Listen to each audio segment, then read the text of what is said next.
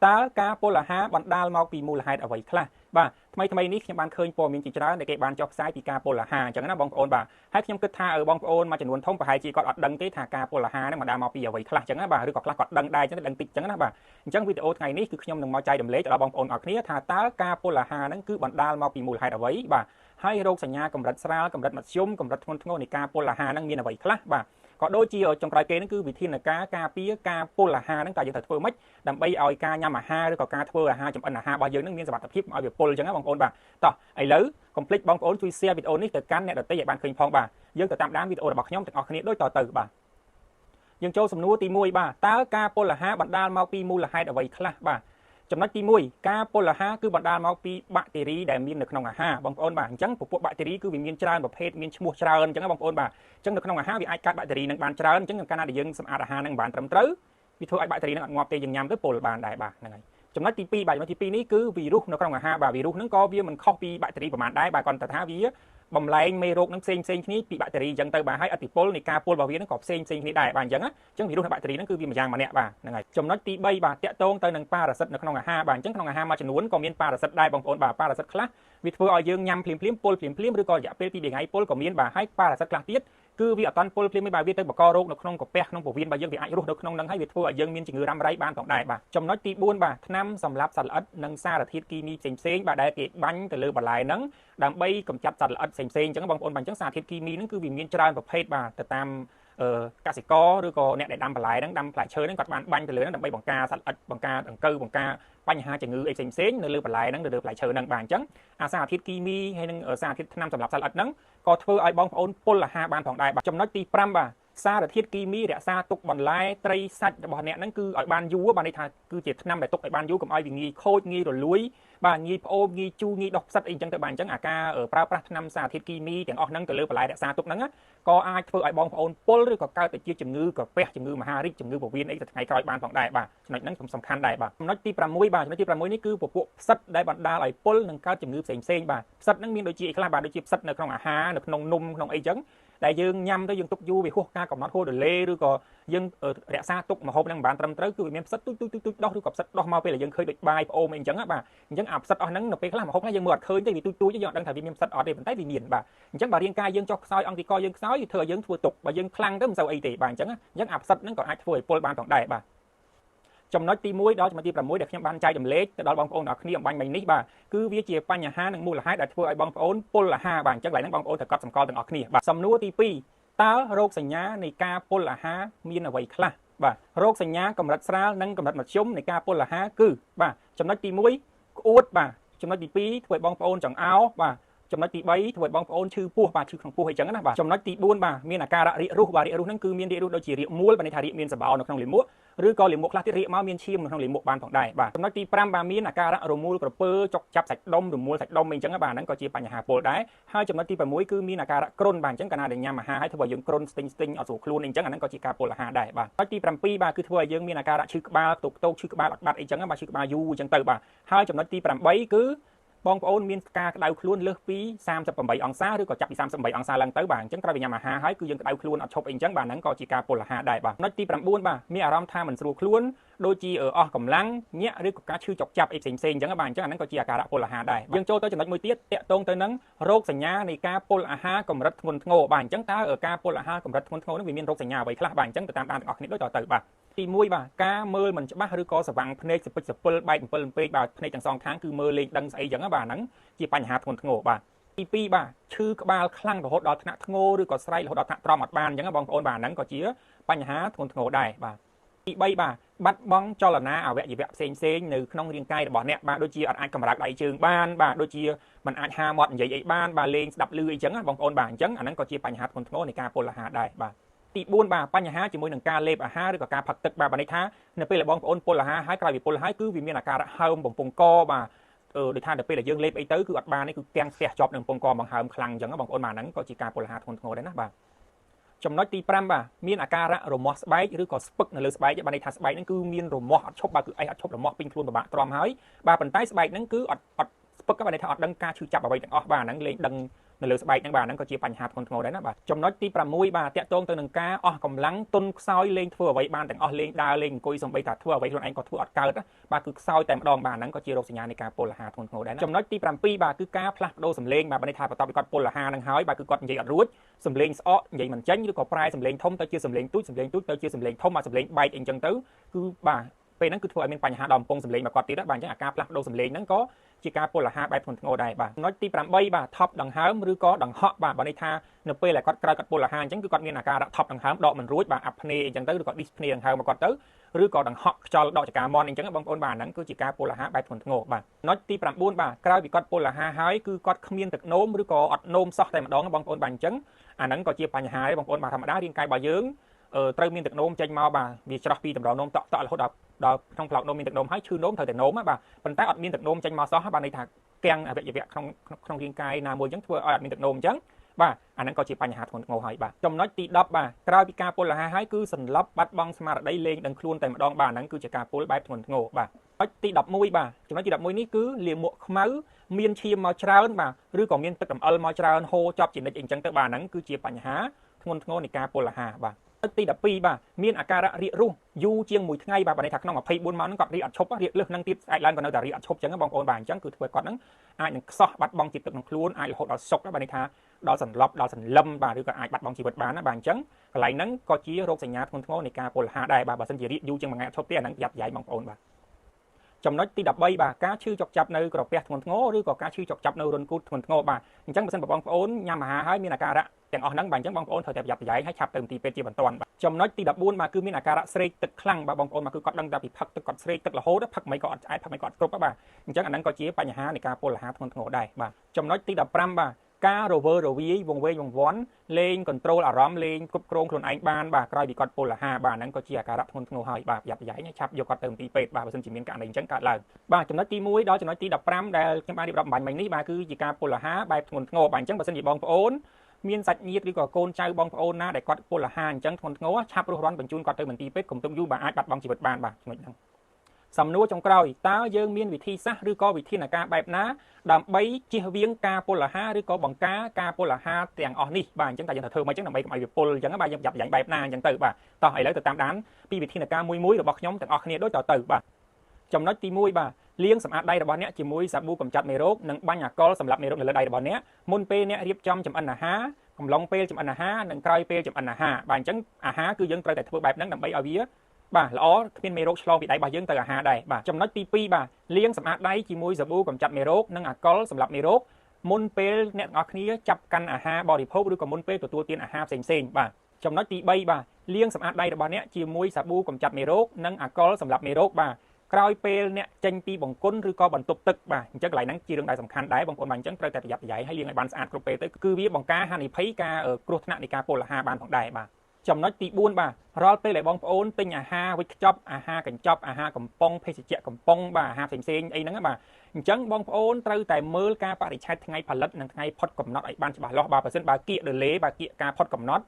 ់ឬក៏ផុតកំណត់តែម្ដងយើងមិនត្រូវទិញយកវាមកបរិភោគទេបាទហើយបងប្អូនប្រយ័ត្នប្រយែងចំពោះរបស់ដែលគេ discount បាទដែលគេបញ្ចុះតម្លៃច្រើនហើយថោកបងប្អូនឃើញថោកចូលចិត្តណាស់ធម្មតាទាំងខ្ញុំទាំងគេរបស់ថោកទូចង់ឲ្យទិញប្រើឲ្យអស់លុយតិចចឹងបងប្អូនបាទប៉ុន្តែប្រយ័ត្នប្រយែងបើបងប្អូនទិញទៅជួនកាលអ្នកខ្លះគេរបស់คล้ายៗបើថាបន្លំកែ delay ចឹងទៅឬក៏របស់ហួស delay ហើយអ្នកខ្លះមានការបន្លំអញ្ចឹងគឺគាត់កែ delay នឹងដាក់មកគៀក delay វិញឬក៏ផលិតផលខ្លះ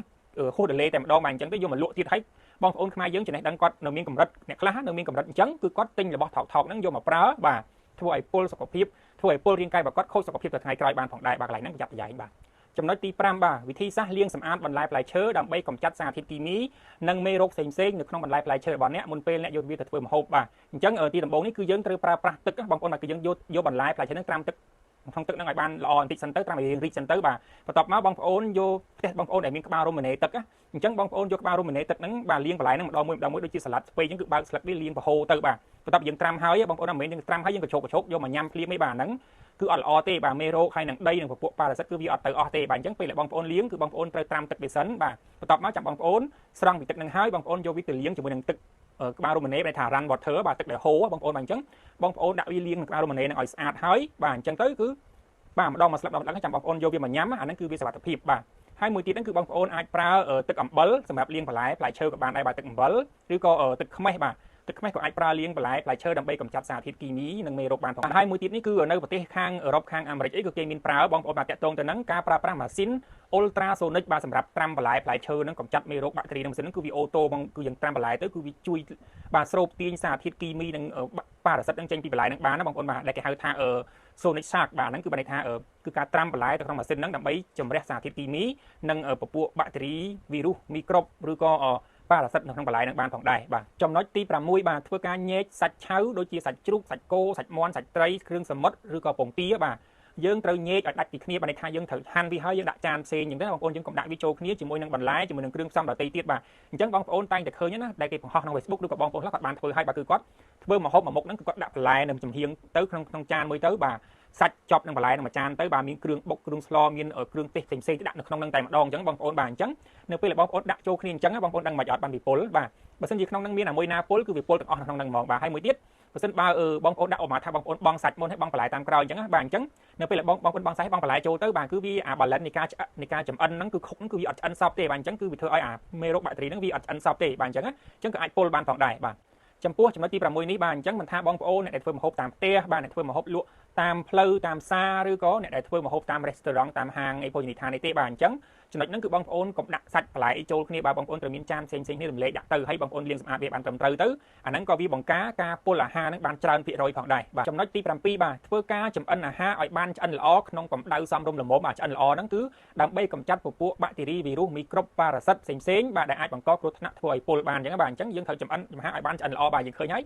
ព័ត៌មានរបស់ក្រសួងសុខាភិបាលយើងក៏បាននិយាយតាក់ទងទៅនឹងការចម្អិនអាហារដែរគឺចម្អិនអាហារឲ្យបានឆ្អិនល្អបាទអញ្ចឹងមិនមែនយើងចេះតែបន្លំយកមកញ៉ាំអាហារឆៅអាហារអីហ្នឹងគឺវាអត់ល្អសម្រាប់សុខភាពរបស់យើងទេបាទចំណុចទី8បាទយើងយកបន្លែលាងទឹកសាបធម្មតាយើងមកស្អាតសិនទៅបាទហើយបន្ទាប់ពីមកគឺយើងត្រាំវាក្នុងទឹកក្តៅអ៊ុនៗណាបងប្អូនបាទអញ្ចឹងទឹកក្តៅអ៊ុនៗនេះគឺមានសារៈសំខាន់ខ្លាំងណាស់បាទគឺវាជួយបាទបញ្ចេញញែកសារធាតុគីមីដែលមាននៅក្នុងបន្លែហ្នឹងនិងជួយជំរុះរាល់ពពួកបាក់តេរីមីក្រូបនិងសម្រាមផ្សេងៗកាកសំណល់ផ្សេងៗដែលទុំជាប់នៅបន្លែហ្នឹងបានផងដែរបាទអញ្ចឹងមុនពេលដែលបងប្អូនធ្វើម្ហូបចម្អិនម្ហូបផ្សេងៗបងប្អូនអាចយកទឹកក្តៅអ៊ុនៗណាបាទគឺត្រាំជាមួយបន្លែរបស់យើងហ្នឹងគឺរយៈពេល1នាទីឬក៏យូរជាង1នាទីទៅហើយចាំបងប្អូនយកវាមកកញ្ជ្រោកទឹកលាងសាថ្មីទៀតចាំយកវាទៅដាក់ឆាឬដាក់ស្លបាទហ្នឹងគឺជាវិធីសាស្ត្រសាមញ្ញហើយងាយស្រួលហើយមានប្រសិទ្ធភាពខ្ពស់ដែរបាទនៅក្នុងការបង្ការការពុលអាហារបាទចំណុចទី9បាទការលាងបន្លែឲ្យបានច្រើនទឹកបាទកាលពីខ្ញុំនៅស្រុកខ្មែរបងប្អូនបាទខ្ញុំបានទៅញ៉ាំបាញ់ឆៅនៅហាងល្បីមួយដ៏ធំអញ្ចឹងហាងគេល្បីបាទហើយមានអ្នកទៅញ៉ាំច្រើនមែនទែនបាទខ្ញុំអត់បញ្ចេញទៅហាងណាទេបាទនៅពេលដែលខ្ញុំទៅញ៉ាំបាញ់ឆៅធម្មតាកន្លែងបាញ់ឆៅគឺគេមានដាក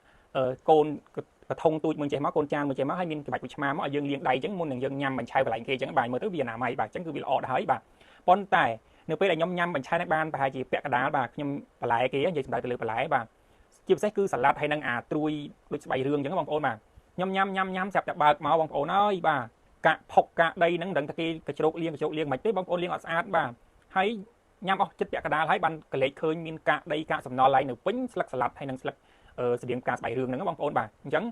ធ្វើឲ្យខ្ញុំមានអារម្មណ៍ភ័យមានអារម្មណ៍ថាលេងក្លៀនបាទហ្នឹងហើយអញ្ចឹងហើយមិនដឹងថាការដាំបន្លែហ្នឹងគេស្រោចទៅលើបន្លែហ្នឹងមានជាតិគីមីអីខ្លះបាទមិនដឹងថាគេយក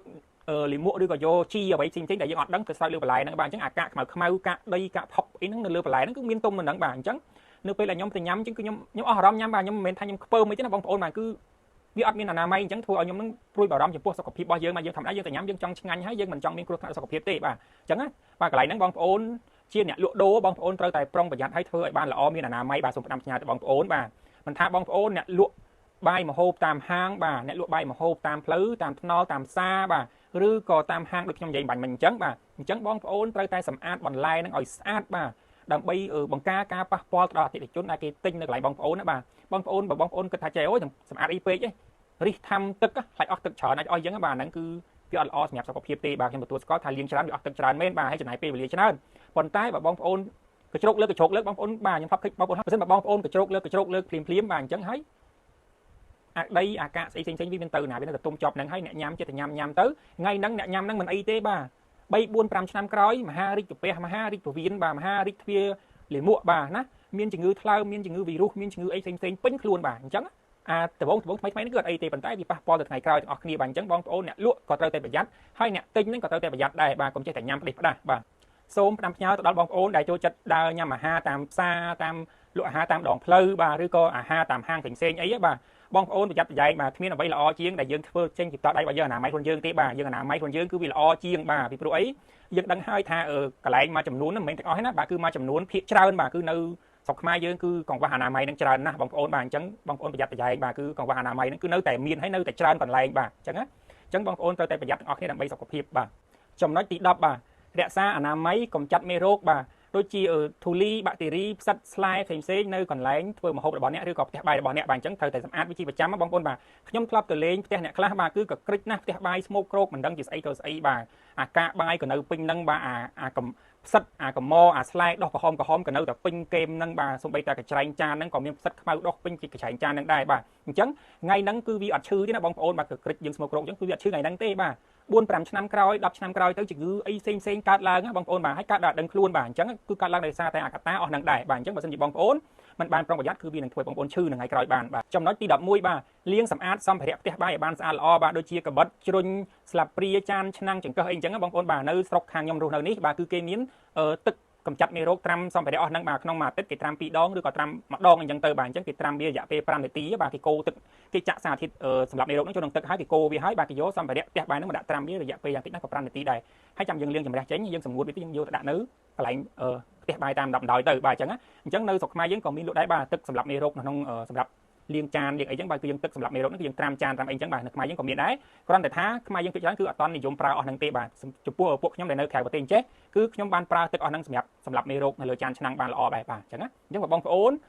ចង់ឲ្យល្អគឺបងប្អូនអាចប្រើទឹកហ្នឹងទៅគឺល្អហើយបាទចំណុចទី12បាទកុំបរិភោគអាហារណាដែលជិតផ្អូមឬក៏រៀបនឹងផ្អូមឬក៏ផ្អូមបងប្អូនបាទអញ្ចឹងបងប្អូនខ្លះគាត់ឃើញអាហារហ្នឹងវារៀងជិតផ្អូមហ្នឹងបើហើយហ្មងបាទអញ្ចឹងបើជិតផ្អូមហ្នឹងក៏វាមានមេរោគដោះហើយស្រេចដែរគាត់ថាវាមិនតាន់ដល់ថ្នាក់ផ្អូមទេបាទអញ្ចឹងក៏អាចធ្វើបងប្អូនពុលបានដែរណាបងប្អូនបាទអ្នកខ្លះទៀតអាហារដែលផ្អូមហើយបាទគាត់ឆ្កឹះយកតែសាច់ស្រង់យកតែសាច់ទេបាទអញ្ចឹងដូចជាបន្លែដូចអីចឹងគាត់ចាក់ចោលទៅបាទគាត់យកសាច់ហ្នឹងទៅលាងសាថ្មីបាទគាត់ជ្រោកទឹកលាងសាថ្មីហើយគាត់យកទៅដាក់ឆាឬក៏ដាក់ស្ងោរជាមួយបន្លែផ្សេងម្ដងទៀតហើយគាត់យកទៅញ៉ាំសាថ្មីបាទអញ្ចឹង